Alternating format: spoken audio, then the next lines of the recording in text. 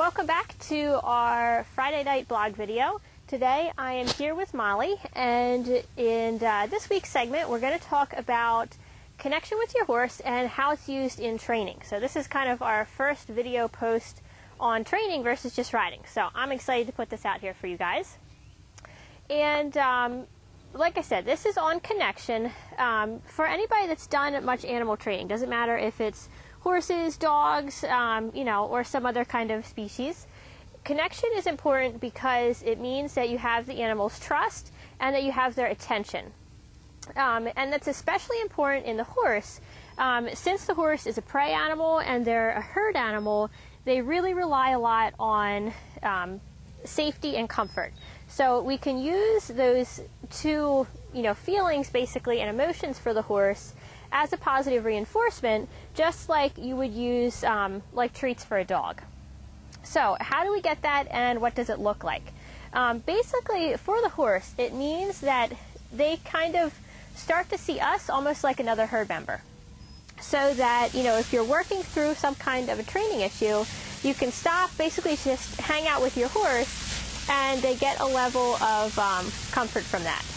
So let's take a look now at what connection looks like with the horse. So one of the things that you can kind of use to see if you have connection is if your horse will stay with you, and if you can easily ask to get your horse's attention back. So, everyone can kind of develop their own way of doing this. For me, if I kind of step back, look at the horse, put my hand out, and if I need to give a little cluck, I want them to basically do that right away they tune back in and they kind of step towards me so that they're staying with me. And I want to be able to do that so that I can just kind of spin my horse around just by thinking about drawing them in without pulling on the rope to do that. And to really test that I have this, I also like to take them off of the rope and see if I can do the same thing. So even if she's eating grass here, I'm going to ask her to focus back in and stay with. And we could do more. Obviously there's a lot of people, that get really advanced with the Liberty work, and that's kind of a whole nother subject.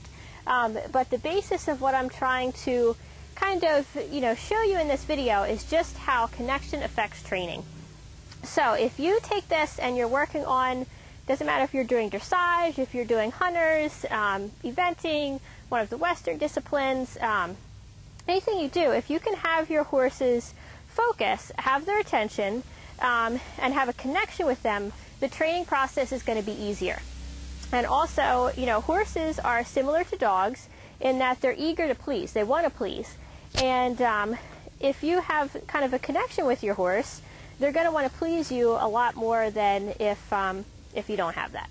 So I hope this was clear. I hope it kind of, gave you an idea of what connection can give you, why it's good, and a little bit of how you can build a relationship with your horse, and how that can just kind of help your training in a practical sense. And even with my horses that come in for just 30 days of training, if I can build this connection, start to build some trust and a bit of a relationship with the horse within that first week, it really makes the whole training process a lot easier.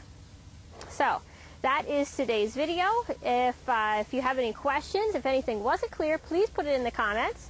If you liked the video, subscribe for weekly updates, and give us a like on Facebook and YouTube. And we will see you in the comments and see you back here next week. Thanks.